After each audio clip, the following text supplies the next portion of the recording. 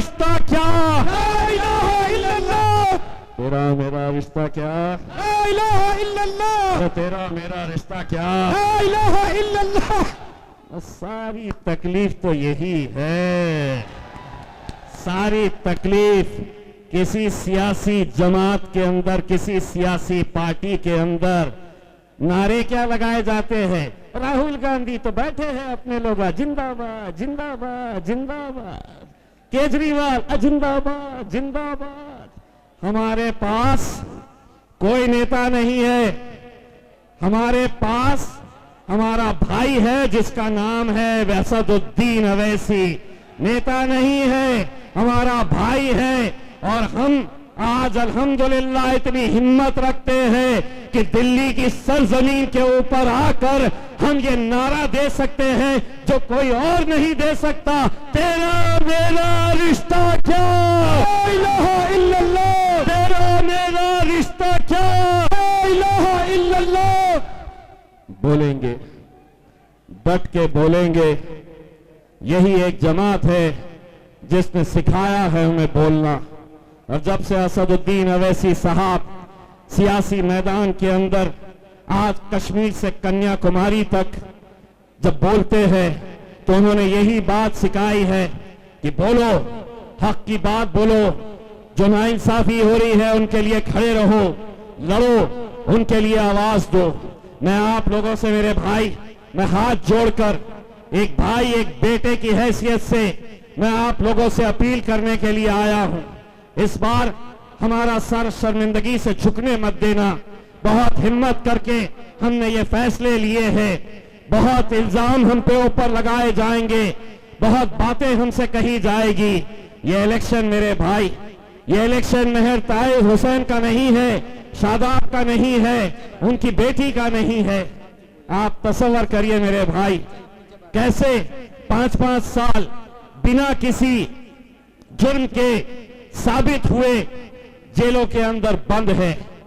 आज कम से कम अगर ये जीत कर आ जाते हैं तो अगली बार जब ऐसा कोई मामला आएगा तो पुलिस खुद कहेगी, सरकार खुद कहेगी, अमित शाह, नरेंद्र मोदी खुद कहेंगे कि इनको बाहर करो, इनको जेलों में मत डालो। अगर जेल में डाले तो ये एमएलए बनकर बाहर निकलते हैं। समझो समझो। ये समझते थे किसी आरएसएस को दिमाग है, हमको भी है। अब हमको भी अच्छे तरीके से समझ में आता है कि क्या बोलना, कितना बोलना, कहां बोलना। नहीं तो आपको मालूम है ये जितने भी खड़े हैं ना लेके, ये ढूंढते रहते हैं। जब भी हम गए, असद साहब आए, तकरीर 1 घंटे की रहो, ढूंढते हैं कि 30 सेकंड का मसाला कुछ मिलता है क्या। और अगले दिन दनादन बस 30 सेकंड के वही मसाले के ऊपर चलता है। लेकिन मेरे मीडिया वाले भाइयों, मैं भी 24 साल पत्रकारिता कर चुका हूं। अब मुझे मालूम है कहां क्या बोलना। आधा हम बोलते, आधा पब्लिक बोलती। अब जैसा जो लोग इस मुल्क के अंदर फिजा खराब कर रहे हैं, अब हम उनके बारे में आधा हम बोलेंगे, आधा ये बोलेंगे। सभी का खून शामिल है यहाँ की मिट्टी में, सभी का खून शामिल है यहाँ की मिट्टी में। सभी का ये मुल्क हमारा है।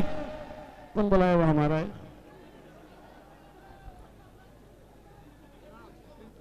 ये मुल्क तुम्हारे, ये मुल्क तुम्हारे, ये मुल्क तुम्हारे बाप का नहीं है। बाप की जागीर नहीं है, बाप की जागीर।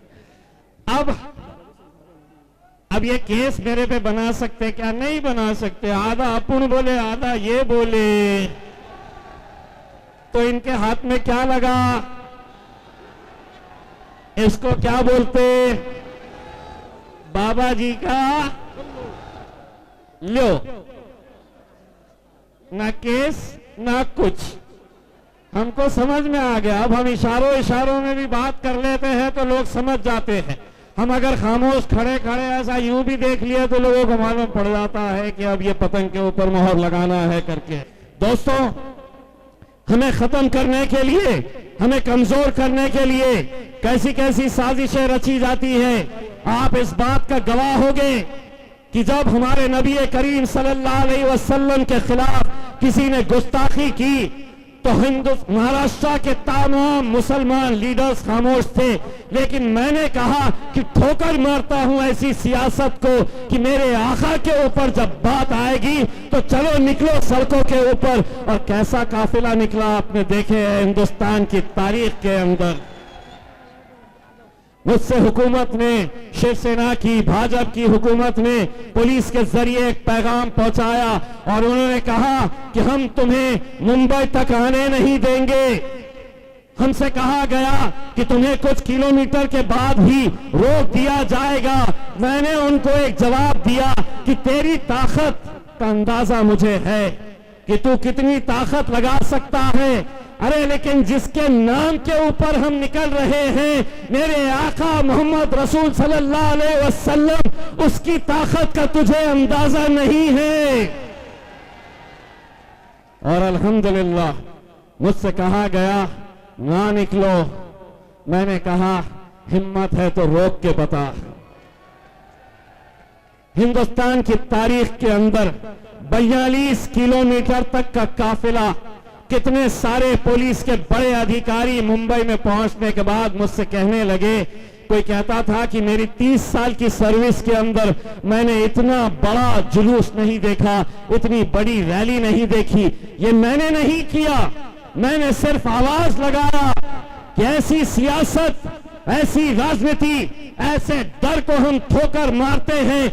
अगर हमारे आका के नाम के ऊपर अगर इम्तियाज जलील की जान भी चली जाए तो मैं अपने आप को फख्र महसूस करूंगा। अल्हम्दुलिल्लाह निकले, सिर्फ एक आवाज लगाई और आवाज सिर्फ यही थी कि तेरा मेरा रिश्ता क्या? ला इलाहा इल्लल्लाह। तेरा मेरा रिश्ता क्या? ला इलाहा इल्लल्लाह। क्यों पीछे वालों को नहीं है क्या? जो कुर्सी पे बैठे हुए हैं, आपका हमारा उनका रिश्ता नहीं है क्या? बोलो जोर से, हाथ ऊंचा करके। थोड़ी सी जमीन हिलती हुई नजर आ रही है।